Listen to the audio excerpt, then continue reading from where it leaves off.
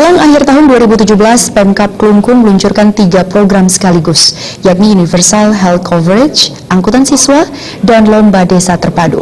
Program inovatif ini sebagai salah satu upaya untuk meningkatkan kesejahteraan masyarakat.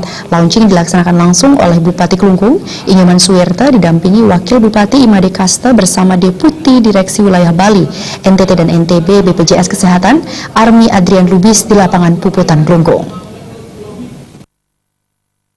Bupati Suwirta mengungkapkan UHC merupakan komitmen daerah untuk terus membantu masyarakat dalam mendapatkan pelayanan kesehatan secara gratis pasca integrasi jaminan kesehatan Bali Mandara dengan jaminan kesehatan nasional.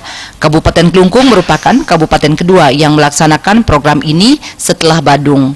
Berdasarkan data Disdukcapil tahun 2016, jumlah penduduk Kabupaten Klungkung mencapai 230.684 jiwa dengan jumlah kepesertaan JKN atau BPJS per 30 September 2017 sebanyak 122.755 jiwa atau 53,21%. Jumlah tersebut terbagi dalam kepesertaan penerima bantuan iuran PBI APBN sebesar 52.954 jiwa, kepesertaan PBI APBD sebesar 19.889 jiwa, PBPU pekerja bukan penerima upah sebesar 19.351 jiwa, PPU atau pekerja penerima upah sebesar 26.678 jiwa, dan mandiri sebesar 3.515 jiwa. Walaupun ini memerlukan anggaran yang tidak sedikit dan memerlukan hitung-hitungan yang matang agar jangan sampai kita salah langkah. Nah, dari apa yang kita lakukan malam hari ini, tentu kami bersama jajaran sudah melakukan hitung-hitungan yang matang sehingga malam hari ini kita berani mengatakan bahwa Klungkung menuju Universal Health Coverage. Kemudian yang kedua, kita akan launching angkutan siswa gratis. Dan yang ketiga, kita akan mulai pada hari ini lomba desa terpadu yang tentunya akan dilaksanakan oleh semua desa.